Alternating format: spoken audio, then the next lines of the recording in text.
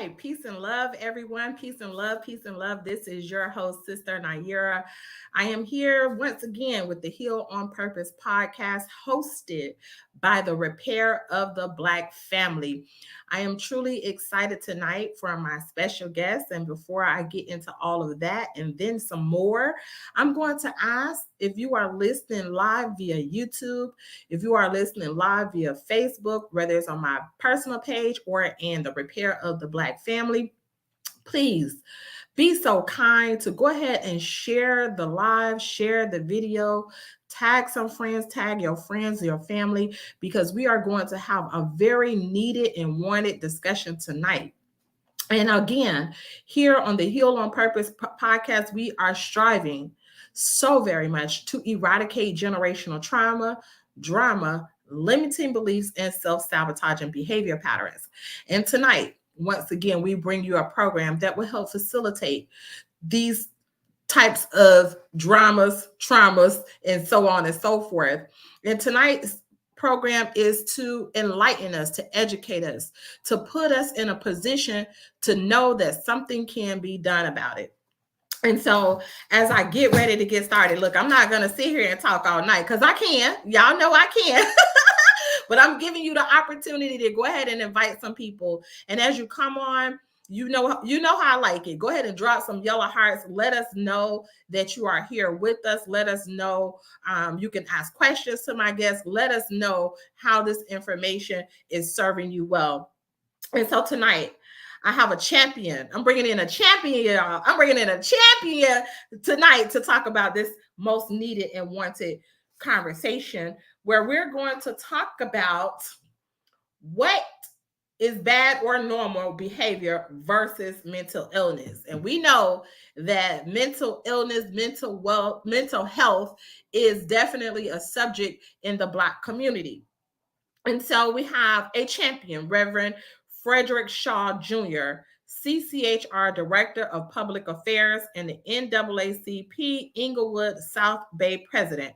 He brings awareness on psychiatric abuse and crimes to the public, sharing real solutions internationally and nationally. Real solution, real results, real people, real stories. And so tonight, and there's so much more I can say. So for the sake of the broadcast, we're going to keep it brief with the bio, but I'm definitely going to encourage you to follow him. I'm definitely going to encourage you to get in contact with him and learn more about what he's talking about on this program tonight. And so again, if I was in your shoes, I would have a pen, or your seat, should I say, I would have a pen and a piece of paper to take notes, because we're going to give you some vital information. So without further ado, we're going to go ahead and bring in my guest tonight, a champion, Reverend Frederick Shaw. Bring him on in, bring him on in, bring him on in, bring him on in. How are you, sir? How are you? How are you? I am fine, and I am honored to again be on your show. It seems like it's a long time between shows, so I just want to make it clear. Anytime you want to do a show, it can be this subject or any other subject, I am there. You and Brother David, y'all are dear to me because y'all are butt kickers yourself, and you out there being heroes yourself. So, I'm honored to be interviewed by a hero or a shero. Either way you want to put it. Come on now. There's a song, what it say? I got work to do. I got work to do. And, I'm just happy to share space with you once again, as I'm trying to make sure that I can see my comments here. I see a lot of people coming on in. I can't see it on this screen over here, but I do see you all coming on in. Make sure you please drop comments and questions so that we can see what's happening over here. And so with that being said, tonight we're going to have a very important discussion. Brother Reverend Shaw, please, outside of what I've shared from your very brief bio, tell the people who you are and how you show up in the world. Well, I'm one of those people who are a servant. To help my people is something that goes deep in my family. My grandfather was best friends with Marcus Garvey, and that's how I get the name Frederick, because I'm actually Frederick Douglass Shaw Jr. Okay. My father was Frederick Douglass. My son is Frederick Douglass. We come from a family of Black nationalists, not racist. I guess people think if you're a Black nationalist, you're a racist, but Mm-hmm. we're not. But we are those who stand up for our people, fight for our people, and try to make change within our community and allow ourselves to take responsibility for changing the condition that we're in. When you assign somebody else responsible for you, you are basically assigning them to the position of God. So What? you and yourself and with God is the ones that change it. You don't depend on no other people to change your condition. You know that the Father works within you. That should be enough in itself to bring the changes about that you need to do to improve yourself and your community and your people. Come on now. You said if you wait, basically if you assign somebody else to do what you're supposed to do, you assigning them at the position of God. Good God Almighty. That's Now right. listen, somebody need to write that in the chat, okay? And with that being said, we know that you're a mover and a shaker. You have done some great things as it relates to raising our awareness in the Black community when it comes to the psychiatry industry. And we're definitely going to tap in and get into that tonight. And I want to make sure that we do a home run tonight, okay? So, but before we get into that, please, I introduced you as a CCHR Director of Public Affairs. Please let my listening audience know, what is CCHR and why is that important for us? Well, CCHR is the Citizens Commission on Human Rights. It is a civil or human rights organization that exposes psychiatric abuses. We are a watchdog group. We monitor them. We have put more psychiatrists in jail than any other group on the planet. We have closed down mental institutions because of their treatment of patients and things like that. So that's what we do. We got to bring this balance is because right now mental health got the carte blanche to do whatever it wants to do. But there's a hideous underline to it that most people don't know about. And one of the things, just not getting into the talk right now, but one of the things most people do not know that these diagnoses we see in the diagnostic statistical manual, they're done by a vote of hands. They're not done by clinical trials. They're not done because of something that scientifically has been proven. Is basically they go to the convention, somebody presents a case, and then other people agree, they vote on it, and that's how we get the diagnostic statistical manual and all of these different diagnoses. Absolutely. And this subject is definitely one of my passions, because, I have children and grandchildren, and I definitely want to contribute to making this planet a safer place, a decent and better place to live. And as I think about, mental health or mental illness and, the different things that we are affected by in the Black community as it relates to the psychiatry industry, I definitely think over my dad, and I realize how he suffered mentally, or should I say emotionally, right, which affected his mental health. But he didn't have the resources like we have today. He didn't know what to do, so he basically succumbed to a system that eventually it took him out of here. And so as a strong advocate for sanity, I'm so grateful that, I have a comrade in the fight that it goes beyond emotions. And sometimes we are so emotional about things that we are not able to have our intellect, to be able to guide us and dictate us because we don't know. And so tonight is bringing us up into another knowingness. Now we're talking about tonight, bad or normal behavior versus mental illness. How do we separate them? Well, that's a very interesting question because the fact, as of right now, mental health is trying to embrace it all.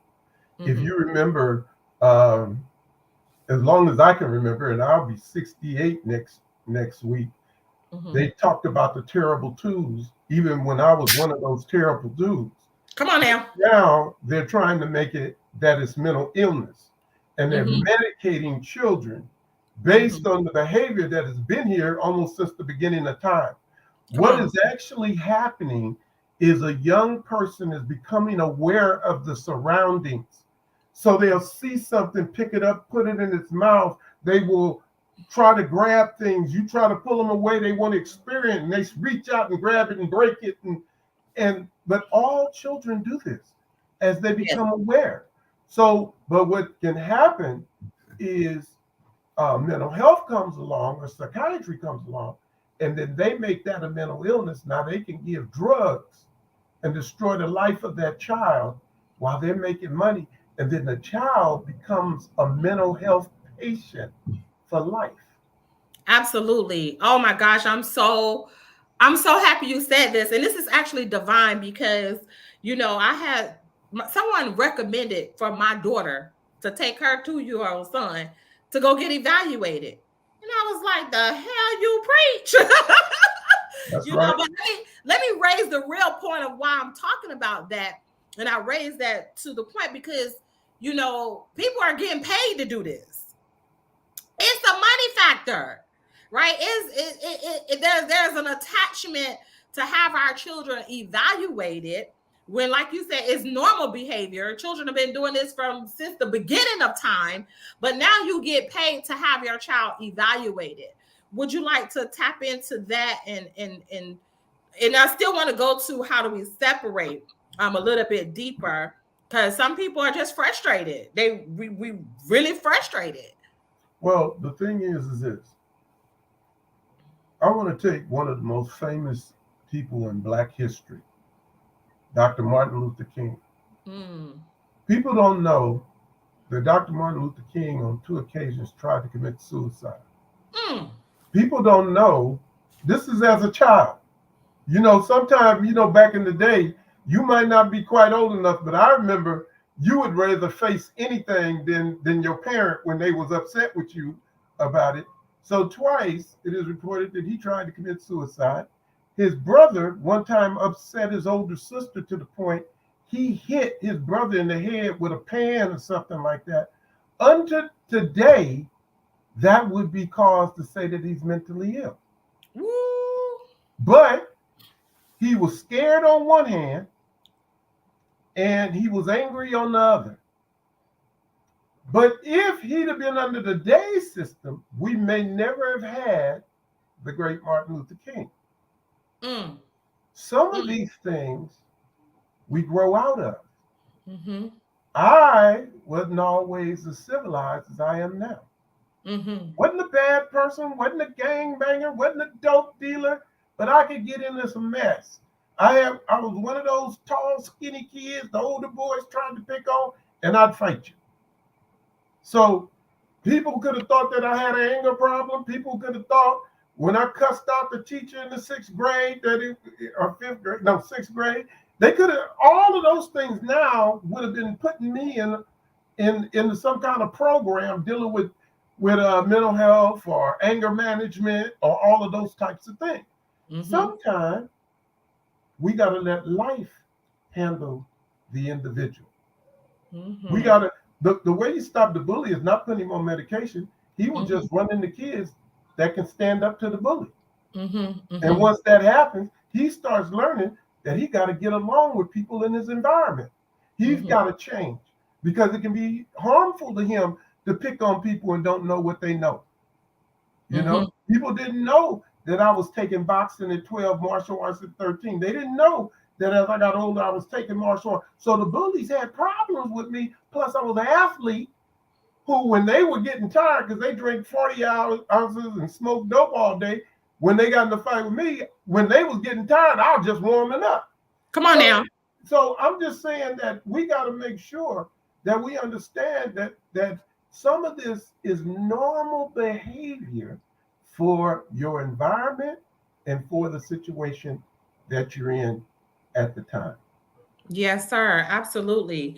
So let's look at, thank you so much. And that was very powerful. And I'm going to ask my listening audience to definitely make sure you put questions in, make sure you share this, because we are definitely going to cover a lot of bases tonight. Now let's look at things that, like depression, bipolar, anxiety, these different things that it's real, right? Or it appears to be real.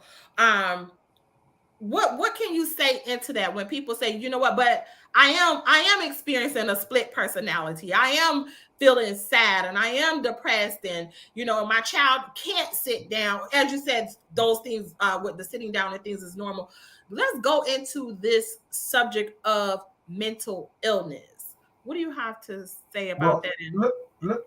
I would say that in some certain situations, it's obvious that people suffer from some type of situation. Mm-hmm. However, I am not convinced and have evidence to the contrary that the mental health system as it is can handle it. See, first of all, if we don't look at the origin of the situation, for example, you got a guy who told me that he had attention deficit disorder. I asked him, how did he know that? He said, well, his doctor told him, and he's a forensic, this and that, and all of that, and psychiatry and all this. I said, well, how far was the doctor's office from your home? He said about 10 or 15 miles. I said, now, you were able to drive through traffic, stop at the stoplights, dodge other cars. You were able to pay attention to the road. You didn't cause a harm to nobody else. So what told you you had attention deficit disorder? Because driving is one of the things you must pay attention to do. See, Mm-hmm. he had never thought about it that way. But the thing is this. I can go into a doctor right now without any tests and tell them I have the following symptoms. That my wife has problems with me because I don't want to clean up. We argue all the time. Sometimes I forget and leave the stove on, or I'll leave my coffee in the microwave and I forgot, and blah, blah, blah. I think I have a disorder and get prescribed medication just based on that. Mm. Mm. Now, Mm. he might have been able, if he thoroughly investigated, say, well, you wouldn't leave the fire on if you didn't drink so much.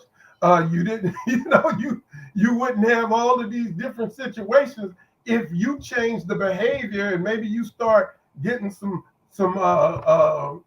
vitamins in your body, so your D levels and B levels and stuff. See, they don't get into that.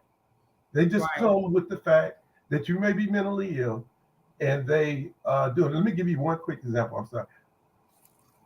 At the University College of London, they took 13 or 17, I think 13 major studies, and they went through them thoroughly, and they could not find any evidence of a chemical imbalance of the brain. Mm. None.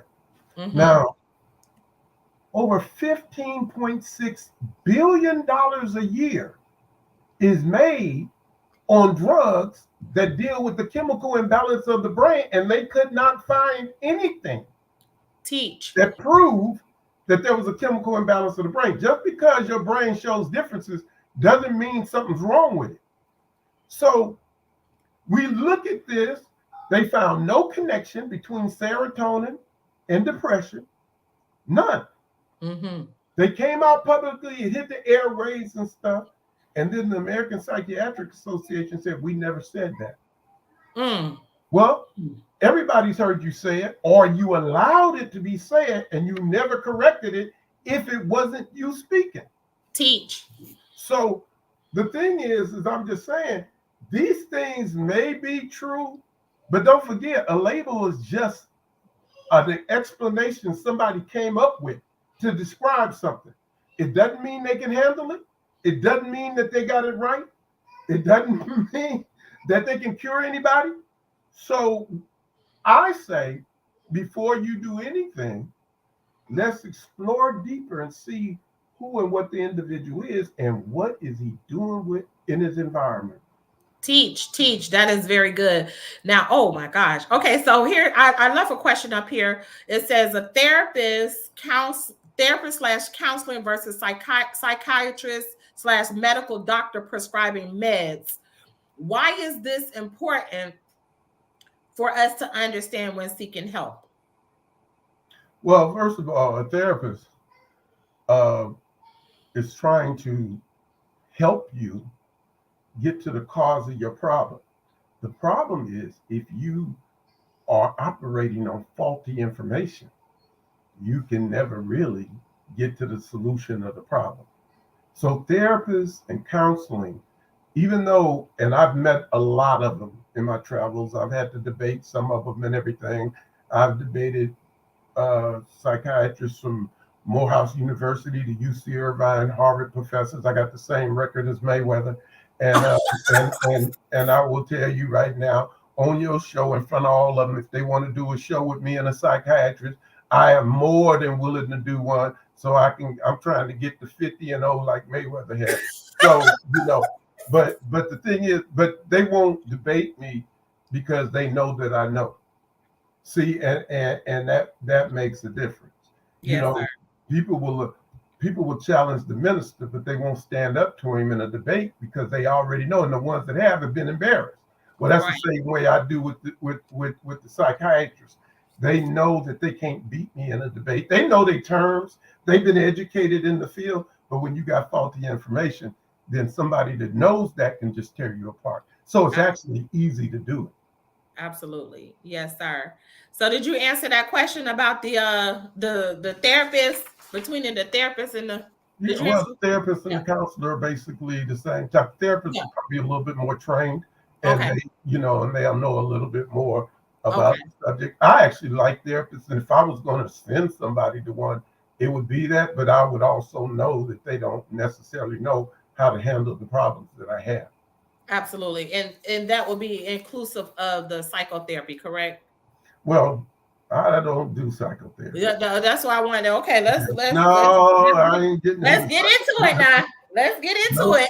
no, they look, they have been perpetuating these theories, especially in the Black community, for a long time. Mm-hmm. The whole thing of how you hear on remove the stigma of mental health, Yes. that wasn't even created by them. It's created by an advertisement company. So Mm-hmm. the thing is that, when we look at the Black community, that whole thing about, the stigma, we never had a stigma in our community. When Uncle John was in trouble, he usually slept with the oldest child. Everybody in the family knew Uncle John was having problems. Everybody in our community knew in case Uncle John got out of the house, they could bring him back and they knew where he lived. So we didn't have that stigma. Now, if they want to say you had a stigma of you go to a therapist and people think you cuckoo and stuff, most people ain't that cruel. Most people, if they know you or whatever, they're worried about you. They're not sitting there trying to talk behind your back and stuff. And then the people that are doing that, maybe they should get checked out themselves for something. Because when people are in trouble and in need, we should come to their rescue. We shouldn't use it as the fodder to be able to talk and spread gossip and rumors. Absolutely. I agree. Okay, so I had some questions, but I would definitely want to get the audience questions up here. And you all please share this. And if you have any questions, let's get them in. All right. So what does the environment plays in our children mental behavior and also the food our children eat, with emphasis on the imbalance of food the school offers them? Well, first of all, the environment plays a great part in the Mm-hmm. mental behavior. I know, as big as I lost a lot of weight, but as big as I was, or the way I could protect myself and stuff, I was more willing to do that having grown up in Compton and Willowbrook and areas like that. And at some point, you might have thought that I wasn't a very good person or whatever either. But that did not mean that it was a mental problem. It meant I adopted so that I could survive in the community that I lived in. And there's a difference between that. You'll see people who go into these rages and they're vicious and stuff. They're scared. See, because the people who really can protect themselves, very few of them are really bullies. The people who have the confidence, the people who play sport, they're not really the bullies. So you don't look at them as having mental behavior. And a lot of times when we see people, and I'll call his name just because he's in the news a lot, you see people like John Morant and all that, they're operating on a community environment when they're no longer part of that community. So, here they are now. He's a millionaire. He's a basketball great. He's all of that, but he's acting, running with his boys like he's still in the hood. Well, now you're not living in present time. You're stuck into something. And then that's why every time people mention his name, well, maybe he needs to get therapy, maybe he needs to get help. No, what he needs is somebody to check his reality and tell him you're blowing millions of dollars. And the moment you don't have that money anymore, those friends will disappear. And he need to talk to MC Hammer and find out what happened. His brother hired all these brothers he knew and stuff. The moment he was broke, everybody left. But that's not mental behavior. That's just environmental situation. Okay, environmental situations. Listen, y'all continue to share the lives. And I do see some more questions in the comment section, and I'm definitely going to highlight those. I wanted to just tap into this, as we are seeing at an alarming rate, more and more of our youth are attempting suicide or in committing suicide. Can you highlight, like, why, like, is it just, let's talk about that. Well, the first thing I would like to do is give some information. And they can go, I'm glad you said that. They can go on the internet and look up this book. I see that. Psychiatric drugs create violence and suicide. That's the name of psychiatric drugs create violence and suicide. I want to see if my husband can pull that up again. I don't know. David, can you see that? Okay, he may have stepped away from the computer, but yes, sir, I see it. Yeah. So, and you can get this information from me. It's on the internet. But the thing is that, so we're looking at all these young people committing suicide. We got to look at the amount of young people on these psychiatric drugs. What I tell people all the time is, don't believe me, believe the commercials.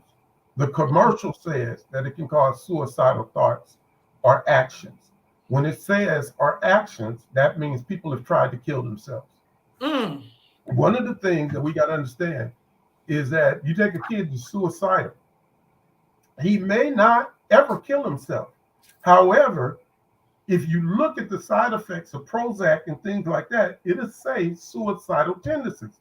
So if I have the inkling to commit suicide and you give me a drug that have the tendencies of suicide, then it's more likely that I will kill myself because the drugs help push me over the edge. Then the moment I kill myself, then mental health comes and say, see, mental health is real. You see what I'm saying? But how would it have been if you never gave me the psychiatric drugs and you showed me how important it was for me to live instead of allowing me to take drugs, instead of giving me the solution to the problems that might want me to commit suicide? If my wife leaves me, and I love my wife, but if my wife leaves me, I don't need a pill for my depression. I just need the skill to get her back. Wait a minute. Wait a minute. Hold it. I am not going to let you go past me without saying that again. If your wife leave you, come on now. This is for the married couples out here. Okay, because y'all know we go through stuff. Go ahead, Rev. If my wife leaves me and I love my wife, I go into depression. I don't need a pill. I just need the skill to get my wife back. And the moment I get her back, my depression will disappear. Teach. Absolutely. So the key to solving mental health issues aligns with the proper solution to the problem that you face. If I can't feed my family, and here's Christmas coming, and I got 4 children, and all year they've been told that if they be good, Santa Claus is going to bring them presents. And now I know here we are, and it's coming up on that time, and I don't have the ability to give them the toys. I don't have the ability to make their Christmas happen. Then the chances are I will slide into a sadness or depression.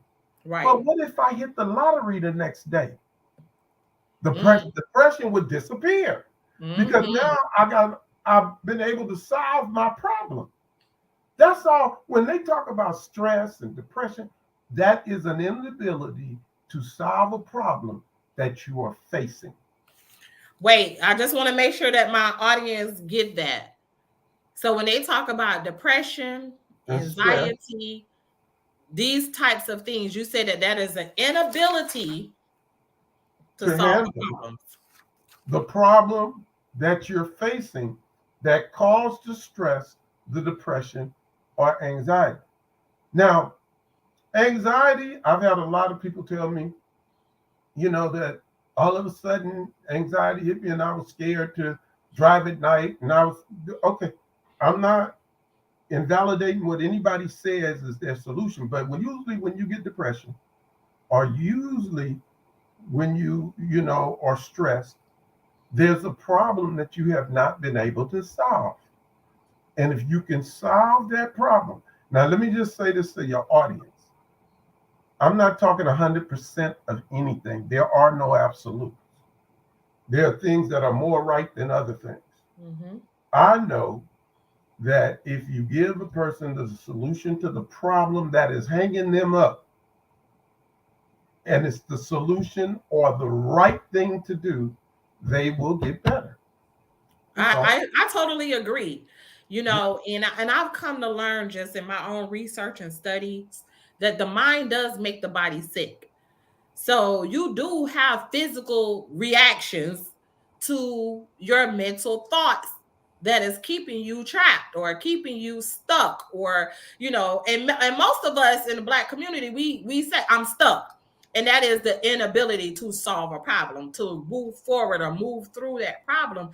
And so when you are stuck in a thought or stuck in a problem, of course, it will literally trigger to some physical reaction into the body. So I totally agree. Now, there is a question that's up here, and we have several. Y'all, I want to thank y'all for putting the questions in the comments in there. Um, this is a question. Should PHQ 9, and I don't know what that is, surveys be used in a clinical visit to gauge if patients need mental health assistance? Yeah, I don't know what the PHQ-9 is. I'm assuming that it is a mental health survey to determine if a person needs assistance. You probably shouldn't have to do a survey to determine that, because the survey could be rigged. And so that, it's almost like, do you still beat your wife? And, you lose, you lose either way. I know that I go to the doctor, and then the other day I got new doctors under HMO, and the third question they asked me, do I feel depressed or thinking about killing myself? It's like Wow. I'm there to get blood work and find out about my diabetes. They asking me that stuff. So Come on now. now, if I take the survey and they use words, have you ever thought? Have you Well, ever? then in life, when are we talking about? In the last 5 years? Are we Right. talking? But when you say, have you ever thought about committing suicide? Well, at 13, you might have thought about committing suicide because the bullies were going to beat you up when you got to school and you was afraid. I mean, so, we got to be careful with that. We should be able to recognize, because most people who are mentally ill don't hide it anyway. Right. you It's know. true. So It's I true. mean, if we were so effective with those surveys, we wouldn't be having all these mass shootings and everything else we're looking at.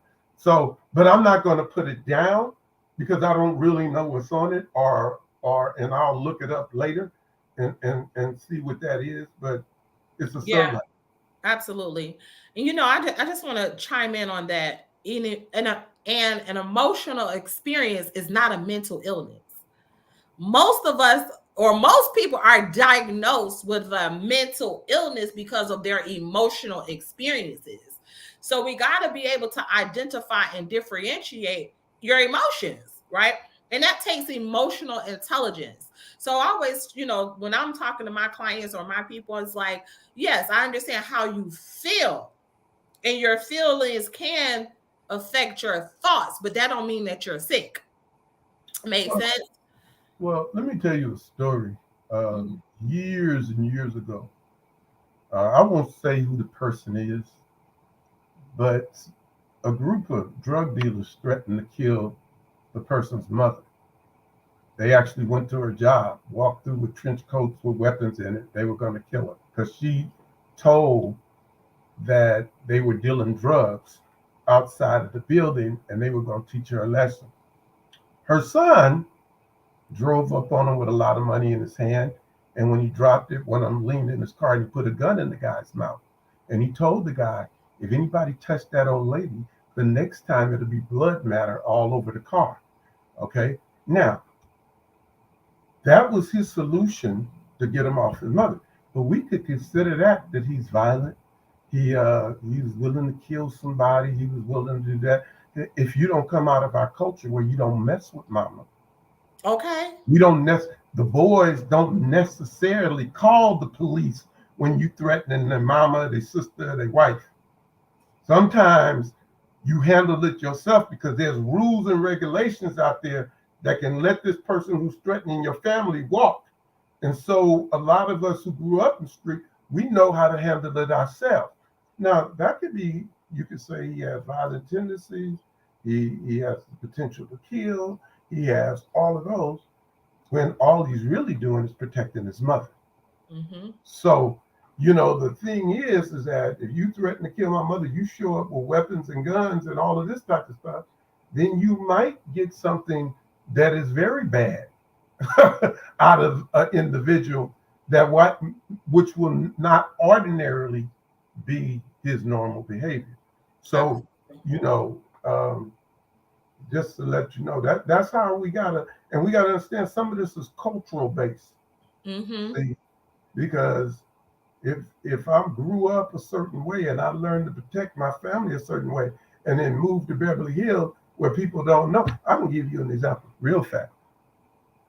There was an incident when I was a sheriff deputy with an inmate, and they jumped the inmate and they got him down. So when I got to the door, I just stopped and one of the guys bumped me going by.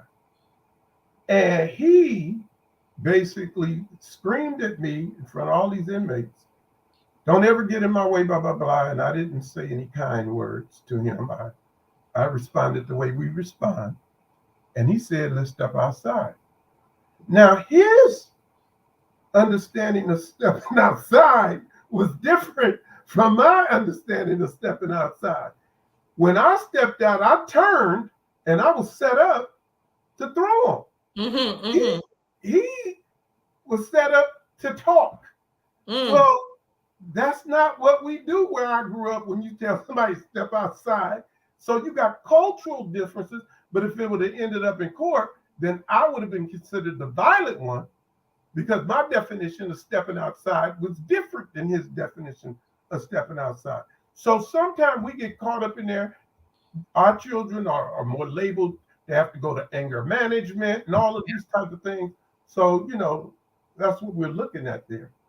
Absolutely. And I agree with that.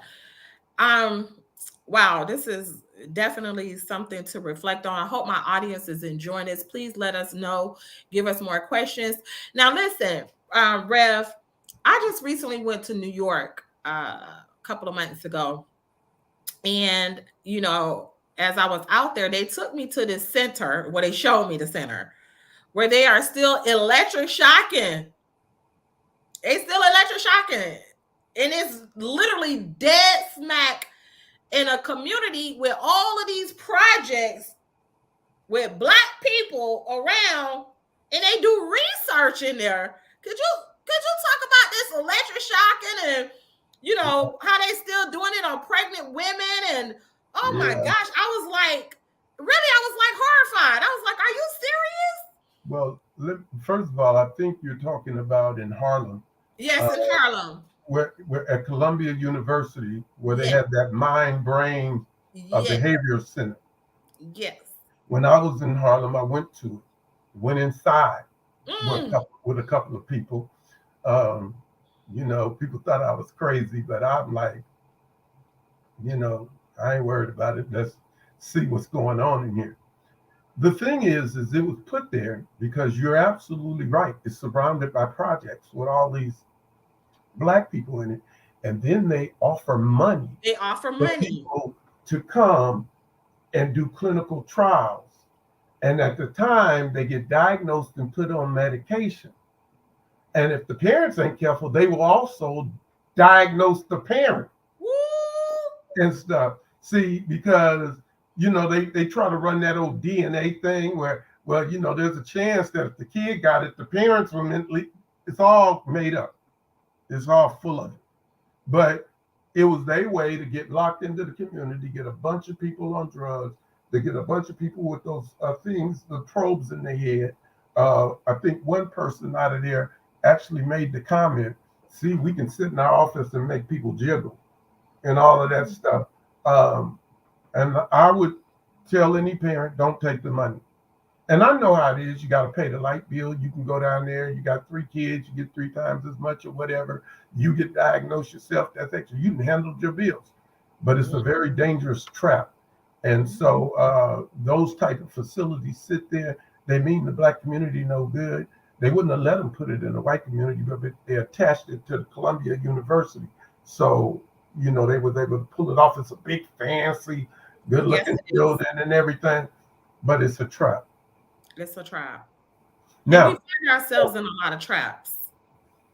Well, the thing about a trap, and I think I've said it a long time ago on the show, if you could see a trap coming, it wouldn't be a trap. See, so you set it up in a way that it looks appealing and appeasing to the person, and then the person falls into the trap, and now you got it. You mentioned electroshock. They don't realize that they are electroshocking, and I think you alluded to it, children from 0 to 5 years of age and older. Yes. But you mentioned something else. They're electroshocking children while they're in the mother's womb. That's right. So you're electroshocking babies before they're born. Yes. What could be the purpose of that? Yes. And then we have people who believe they are educated. Yep. Who believe this stuff. Yep. We had a guy at CCHR once. He was there listening, and the doctors were talking about electroshock is harmless, and he pulled out the electroshock machine. And he said, well, if it's harmless, let us do it on you. Okay. You ain't doing it on me. Right. They were in horror because they know what's going on. And so, an electroshock, just to give you some information on it, is the electroshock machine goes up to 460 volts. Now, in your electric socket is 120 volts. Us boys who were a little too, had too much exploring in us, we usually stuck a fork in there at some point and shocked the bejeebus out of us. But that's only 120 volts. So when you're looking at 460 volts, they turn the volume up till you have a grand mal seizure, which can cause brain damage in itself. See, so these are the type of things that they're doing under the name of authority, but they can't fix nobody. They can't make you better. They make you quiet. They make you no longer a nuisance. One young man told me, I know electroshock work because my grandmother doesn't nag me anymore. You don't understand? That's what grandmothers do. That's what we do. That's what we do. Because we're trying to make sure that whatever that kid is missing at home, we filling it in. So we tell them, don't do this, don't do that. Now we might give them the cookies, we might do the whatever, but we also, as the grandparent, enforces what we've been trying to do. If we got it into our kids or not, we're trying to make it where these young kids know what's right and wrong, how they're supposed to behave. So we consider nagging them. But that don't mean we should be electroshocked. And that electroshock therapy works because of the fact that we no longer have the will to push forward and protect our children like we should be doing. That's right. Absolutely. Thank you for that. Y'all heard it. Okay. Grandma's doing what grandmas do. Okay. And with that being said, I have a question from the audience. What is the difference between psychiatric drugs and drugs on the street? Well, Psychiatric drugs are prescribed and come from the medical field and the pharmaceutical companies. Drugs on the street come from dope dealers and stuff. Now, it's hard in this society to tell the difference between the two. But the thing is street drugs are manufactured pretty much on the streets, and psychiatric drugs are prescribed. You're talking about things like Zoloft and Paxil and Celexa and all of those types of drugs. But I had a neurologist tell me, he said, I'll tell you this, but I will never repeat it publicly. I would rather a person be on crack cocaine than on these psychiatric drugs. See, because the suicide and the homicide that are causing kids to kill themselves and kill their friends, you'd be surprised that how many of these drugs are in the bodies of these suicidal killers and stuff. We're getting a mass shooting at 2 a day. And we don't know why. Yes, we do. They will not investigate why. Because the pharmaceutical companies, and I'm not anti-pharmaceutical, by the way, because they also create some of the medicines that keep us alive. So I'm not one of those individuals just hate them because they pharmaceuticals and stuff. I might not be alive with diabetes if I didn't have medicine. So I'm not against them in that sense. I'm talking about these psychiatric drugs that create all. Mama died. I was depressed. They gave me a drug. I started hearing voices. Then they gave me another drug because I was hearing voices. Then I started getting suicidal. Then they gave me another drug. We got 9-year-old kids on 7 drugs. Ooh, say it. See, so the thing is that if you look at the commercials, there's one now they say, your medicine may cause you to have tardive dyskinesia. That's permanent tics and stuff. It's normal. Normal for who? Okay, see, at first they tried to act like they weren't connected. All the evidence come out. Now they're saying it's normal. This is the way they program our minds to believe in what they're doing to us. And these other drugs have these same effects. See? So, and with artificial intelligence and all of the things coming out, they should be able to come with some drugs that can save people's lives. Teach. See? Because they already just announced that they have something that may be very effective. It was created out of AI on cancer. Think about this. And as you speak, I think about in our communities how more and more people, adults, teenagers, are turning to this medical marijuana. How is that affecting the mental health of our people? Well, let me tell you.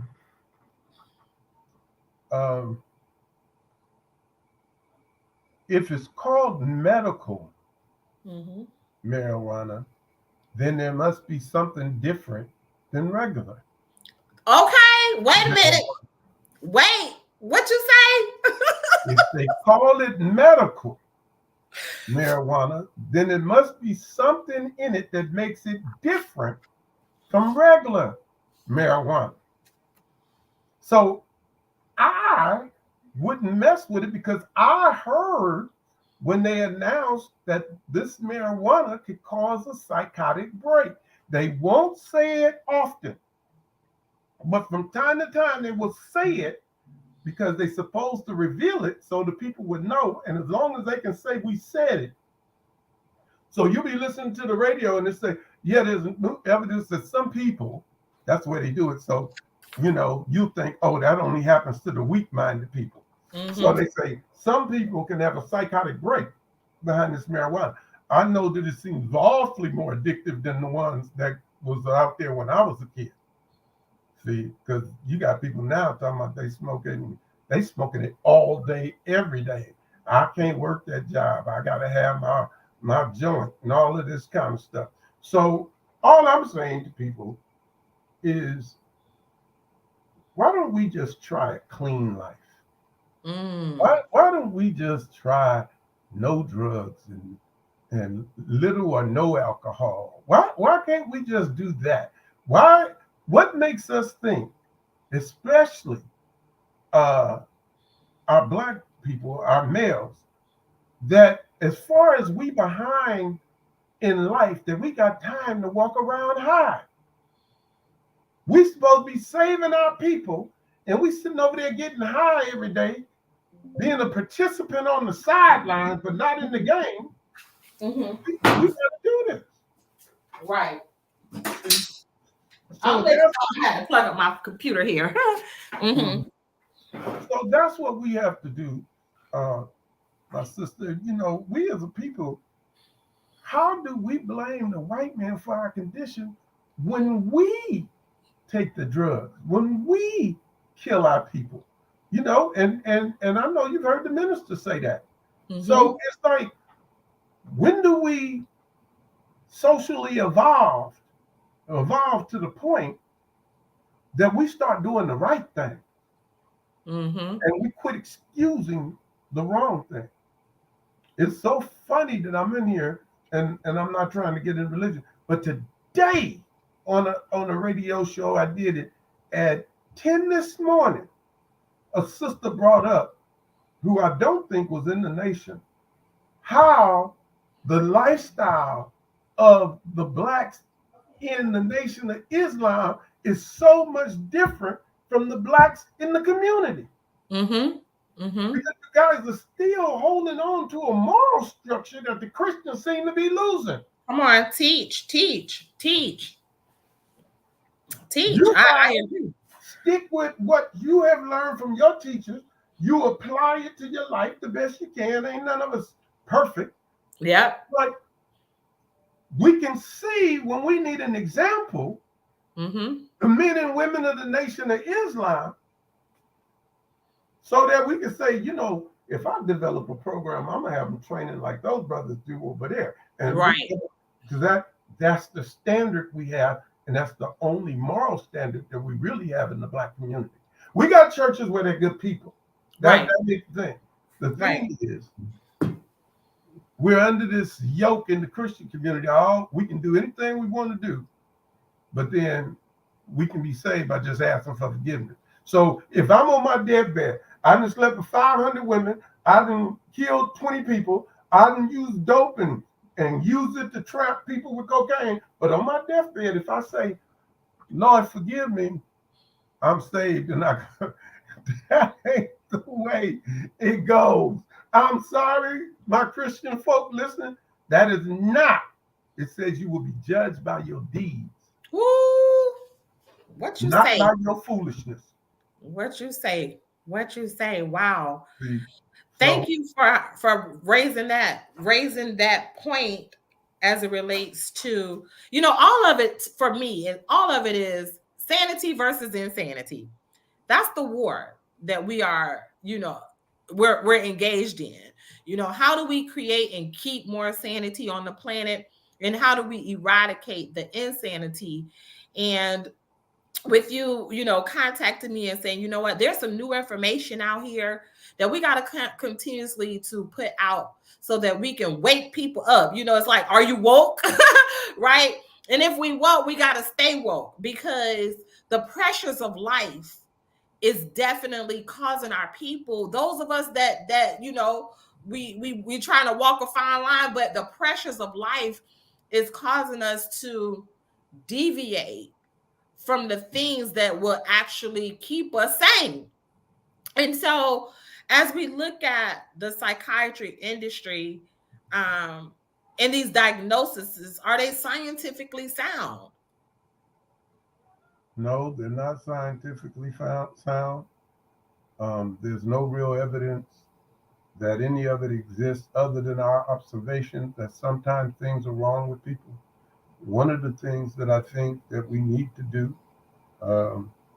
is, before anyone gets any psychiatric treatment, they go through a full medical examination to determine what could be wrong. It is hard to know the difference between a person that's depressed and a person suffering from anemia.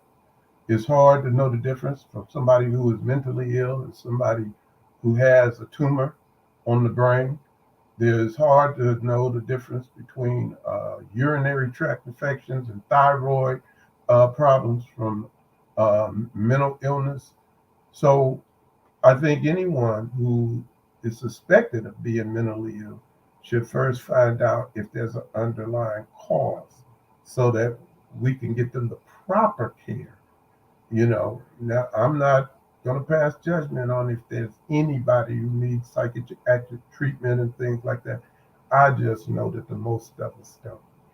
And you might be able to cure some things with B vitamins and D vitamins and putting some calcium and magnesium in the body and things like that so that your body is getting the nutrients that it needs and to eat properly. Somebody brought that up earlier, and eating is a very important part of dealing with our mental health and stuff. If you pollute your engine with the gas that you put in your car, it's going to break down at some point.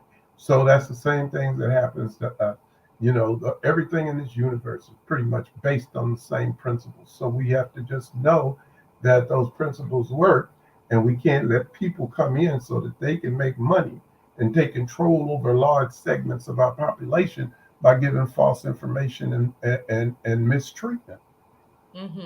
Yes, sir. Now, with you representing CCHR, I know that, I would like for my listening audience to understand what are some of the works that CCHR has done and you have done on behalf of CCHR that we can relate to, and if you can expound on that.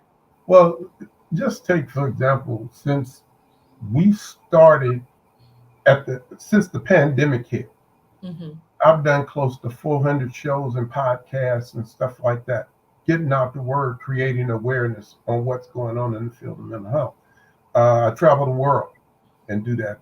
I helped and was instrumental in getting the king over in South Africa to get all the chiefs in them saying they would not put the kids on mental health drugs. I helped get the Child Safety Medication Act done. CCHR had the lead on that. I was with the Compton NAACP as the president at that time, and I was able to get a resolution passed through the California NAACP, who went to national, who Infume took and made it his resolution.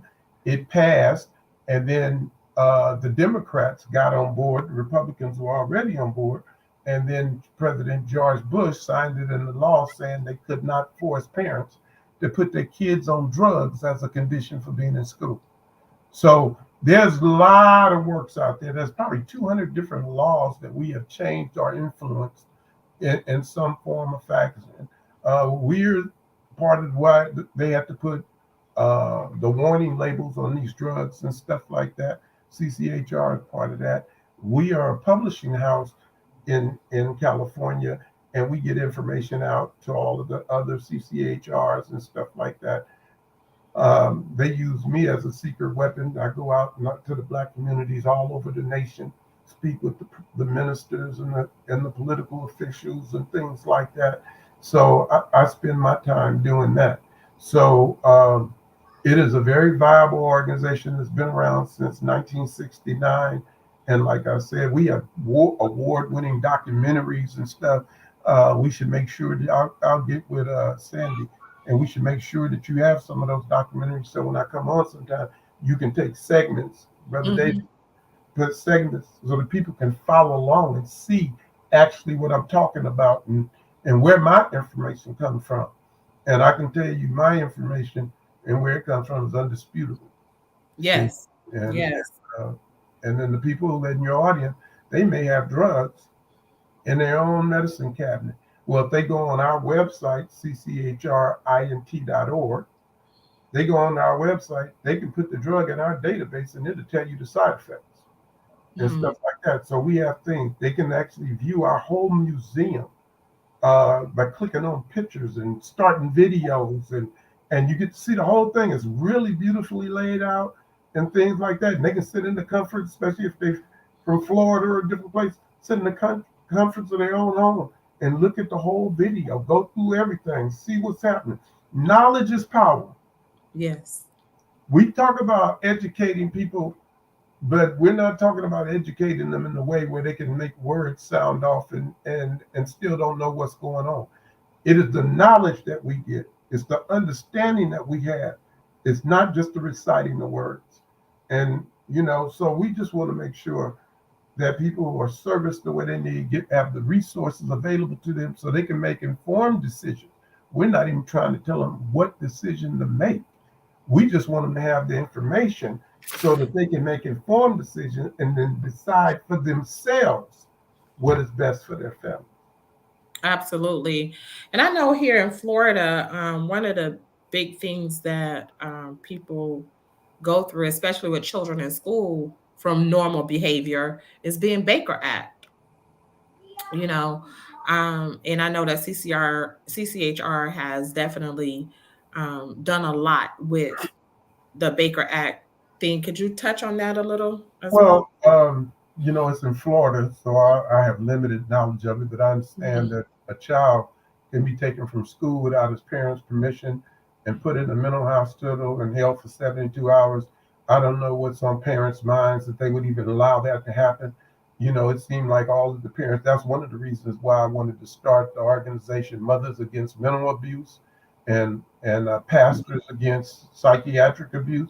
I wanted to create a new Mamas and Papas, Mhm. standing up and looking for the children because, if somebody attack a gay person, we can get 100,000 people out there fighting for their rights, but they're attacking our children and we can't get people out there.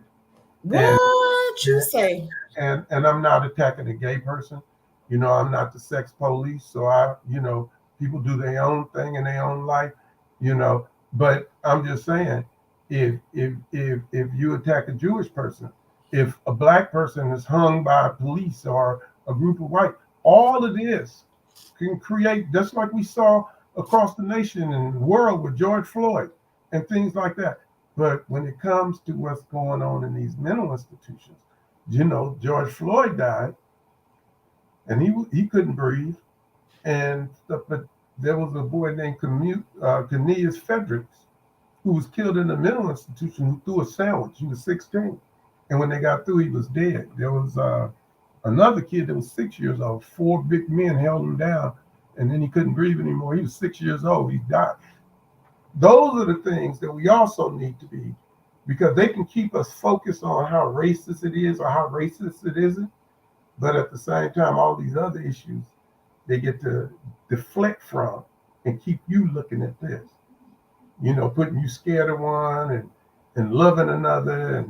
And when you look behind the scenes, everybody got the same record.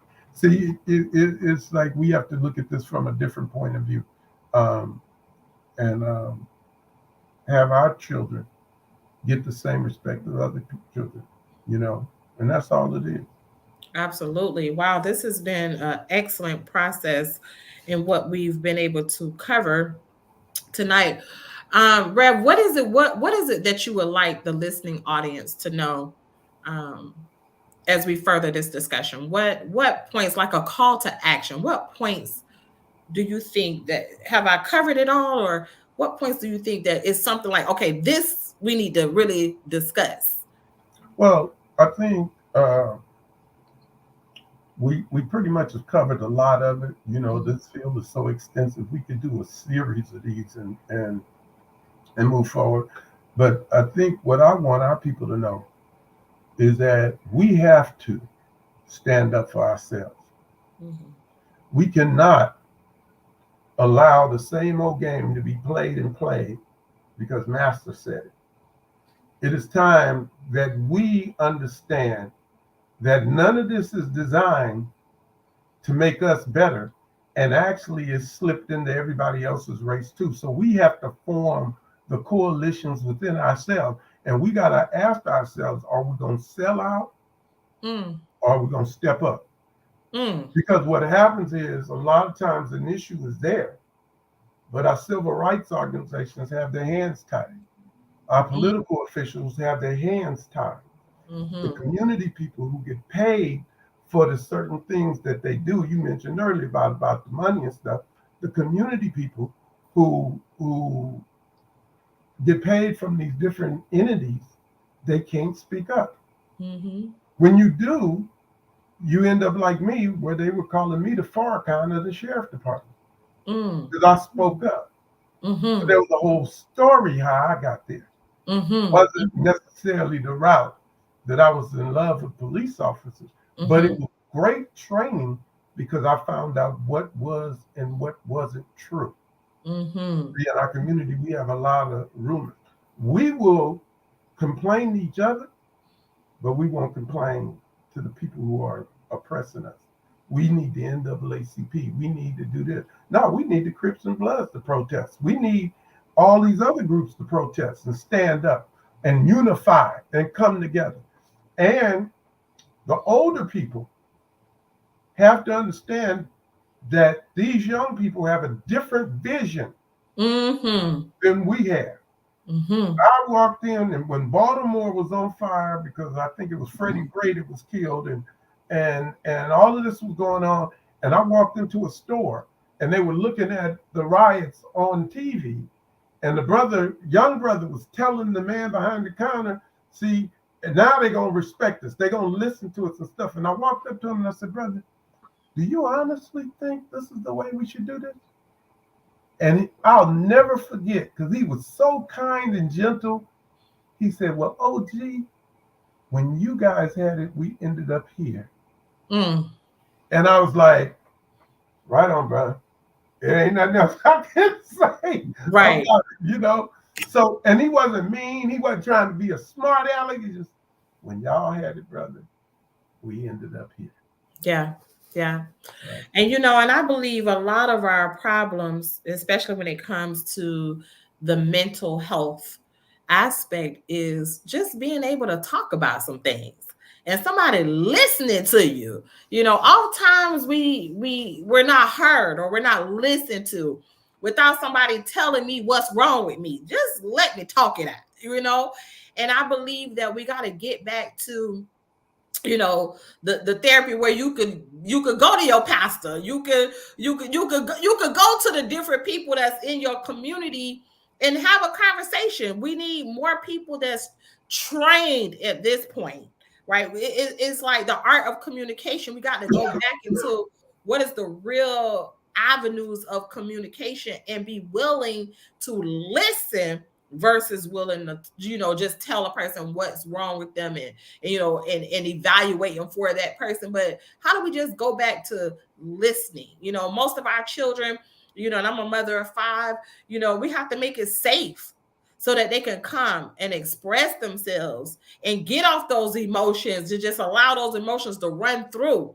So what would you say as far as that is concerned, and as far as taking back our power in our community to solve our own problems through the art of listening and making it safe to talk about our feelings? Well, of course, that is very important. One of the things that has attributed to what we're facing now is that the ministers, the spiritual folk, gave up their power.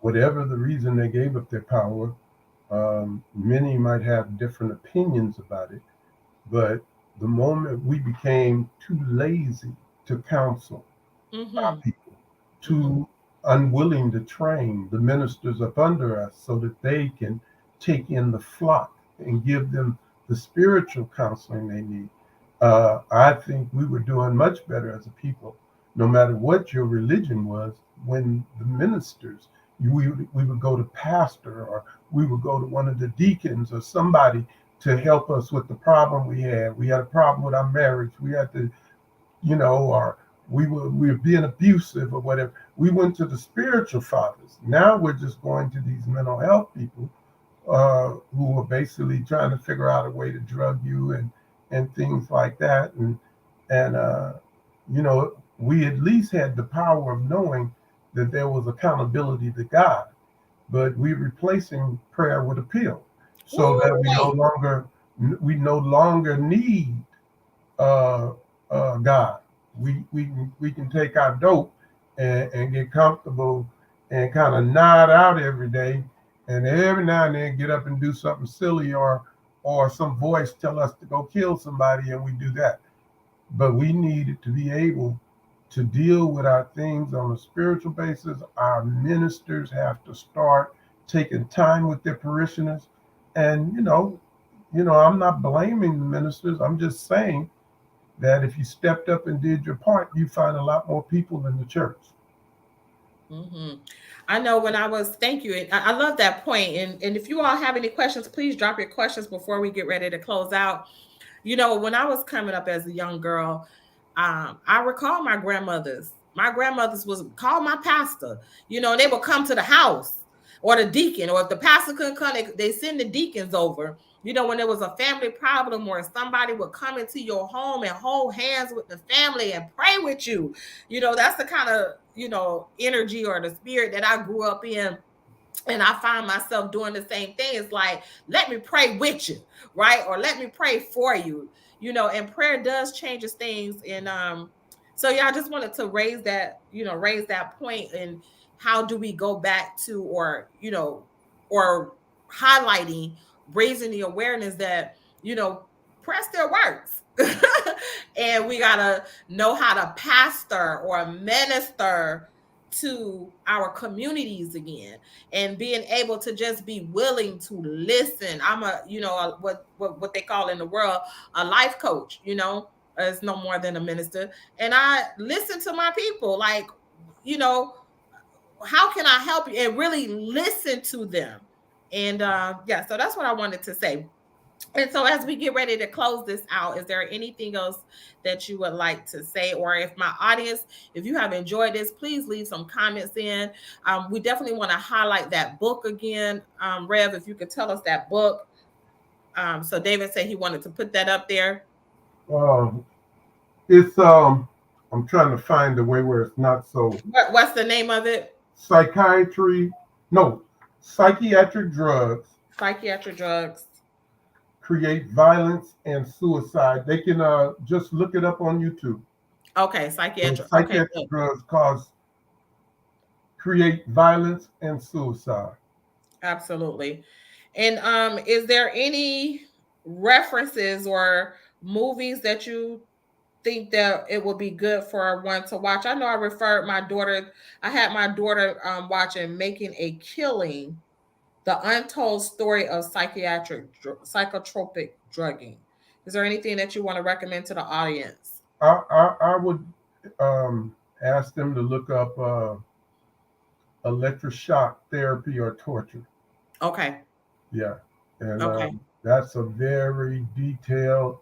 Uh, it has a lot of information, data on what's going on out there in the field of electroshock, what's behind the machine.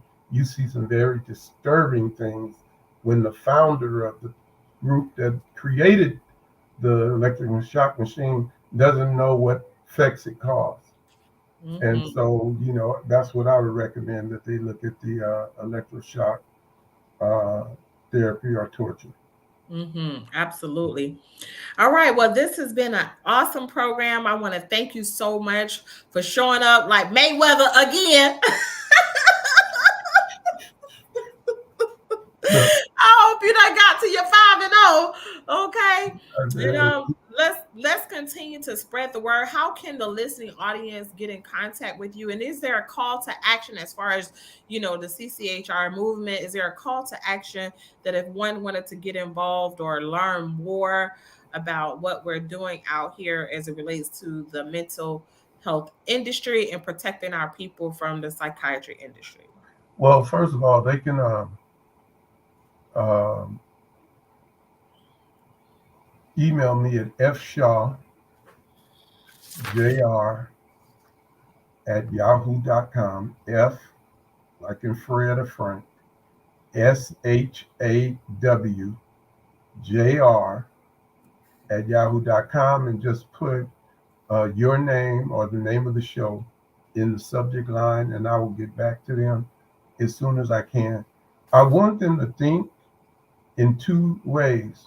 One, they need to be educated, and then once they have the knowledge, what do they want to do about it? Some of the people listening to your show have the ability to be on our task force. You're a member of the task force. Brother David's a member Mm-hmm. of the task force. So some of the people can be on that.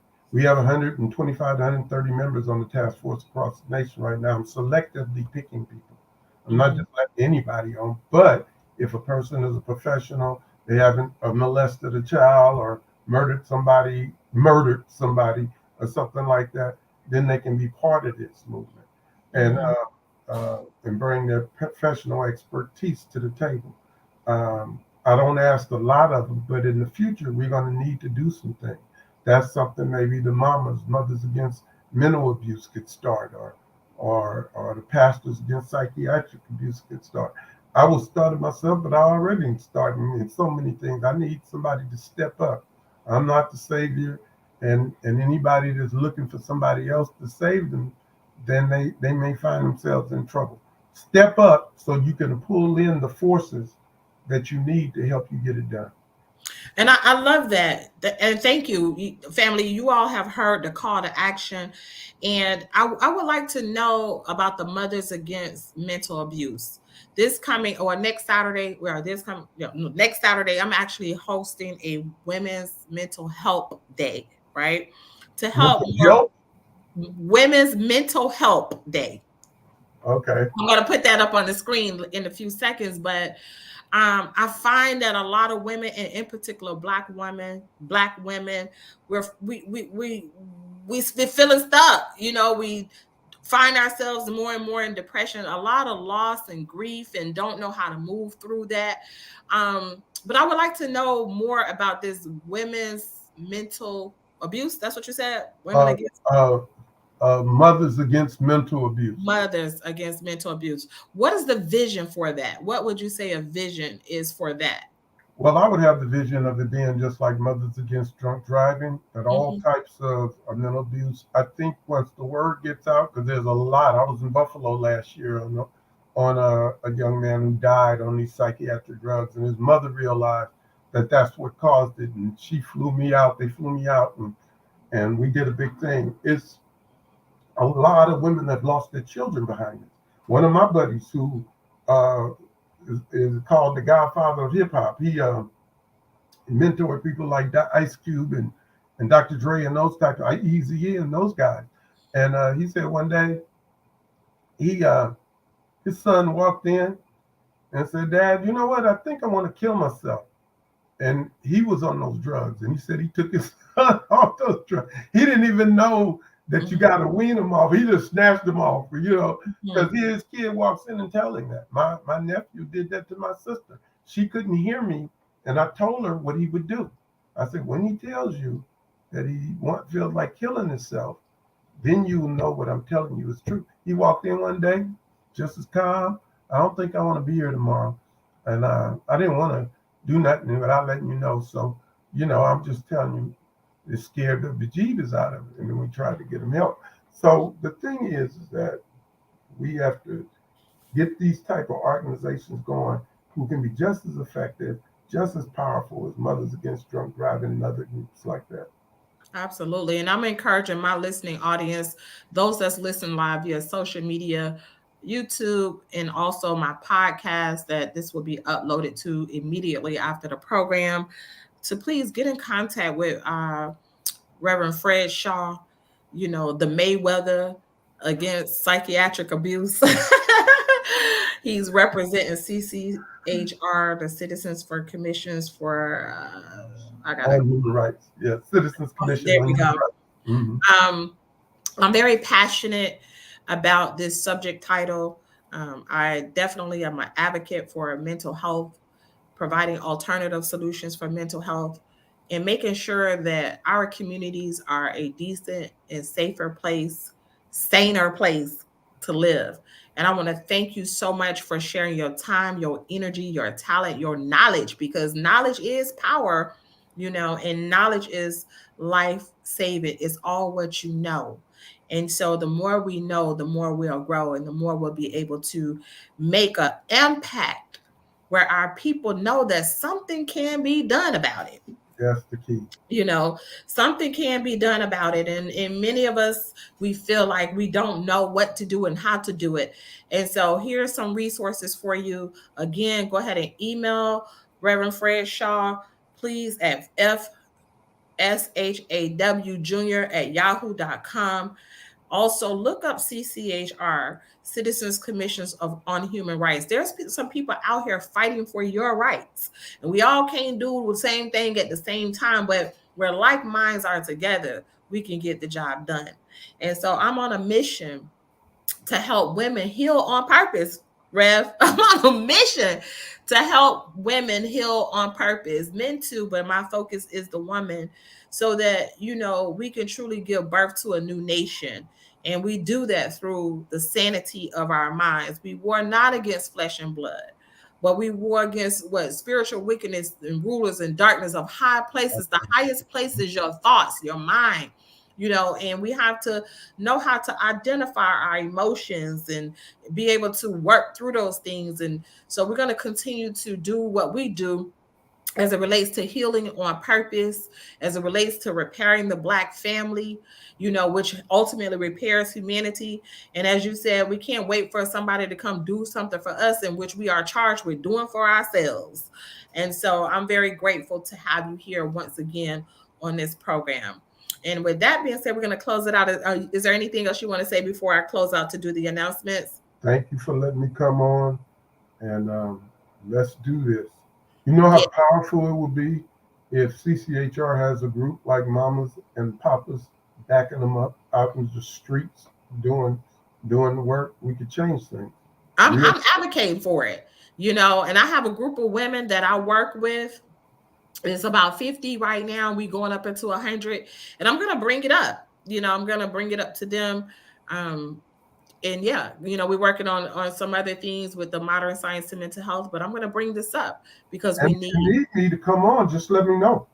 Absolutely. I definitely will do that, and we can have some personal, up close, and intimate conversations about this Mothers Against Mental Abuse. I'm all for that. Look, I want to be one of the champions in helping the cheerleader. I'm a cheerlead some people. Come on. I'm a cheerlead some people. And so with that being said, family, I want to go ahead and give you these beautiful announcements, especially if you are in the Tampa Bay area, but it's not limited to the Tampa Bay area. July 8th, that's right, coming on July 8th, Sister Naira is going to have a Women's Mental Health Day. And that's in the city of St. Petersburg, Florida. We are introducing to our community. Y'all see me travel around the world doing this. Y'all see that beautiful flyer? Anyway, Women's Mental Health Day, eradicating fears, feeling being stuck, grief, and more. The food is going to be catered by Amina's, which is my mother. Okay, the food is going to be off the chain. And that is going to be hosted at 336 First Avenue North in the city of St. Petersburg. I'm going to say, don't allow fear to stop you. Come tap in with your sister, and let's talk about it, be about it, and continue to help the women unburden themselves as we are continuing to fight against this not knowing what to do as it relates to our mental health help is concerned. And that is Saturday, July 8th. Doors will open at 1 o'clock p.m. sharp. You can text me at 727-623-5555. In addition to that, if you do not have my book, The Repair of the Black Family Anthology, what are you waiting on? Okay, let's go get the book. Go to www.repairoftheblackfamily.com. You got 33 powerful authors coming together, telling our stories with words of encouragement, lessons learned, and actually repair actions. The Rev talked about solutions, being able to provide solutions. This book is a solution-oriented book, and we do have the book for you, and we can ship it out right away. If you don't get it off my website, it's also on Amazon. Another thing is we are detoxing. Let's go, y'all. 15-day detox challenge is on its way with Sister Naira, detoxing with Sister Naira and Brother David with these beautiful products, the ISO tea.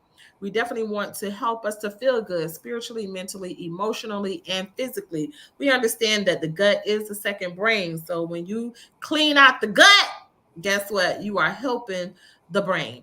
All right. So you can also click the link in my bio wherever you are watching. And again, you can text the word detox to 727-623-5555. Natural, powerful herbs that's going to help eliminate the toxins in the body, get rid of parasites, clean your upper and lower intestines, and much, much more. Last but not least, I'm truly excited about this one, and that is September 18th through the 21st. Brother David and Sister Nayura, we are hosting another one of our 5-star retreats. That's right, 5 stars. Sit yourself in a piece of heaven at once. Ignition Heal on Purpose retreat in Orlando, Florida. We are now taking deposits 4 days and 3 nights, up close and personal. And y'all know we're going to have some mental health seminars. We're going to have some communication seminars, some marriage seminars, and how to actually dig in, tap into your trauma and release. So if you are ready to be up close and personal, both men and women, with Sister Nayura and Brother David, don't waste any time. It's limited spots, and we definitely want to be found serving you. With that being said, this has been another powerful program to help us eradicate generational traumas and dramas. We thank Reverend Frederick Shaw for being here with us tonight. I want to thank my husband, who's always backing up the repair of the Black family, Heal on Purpose podcast. And with that being said, thank you very much for listening. We love you, and we out of here. Peace.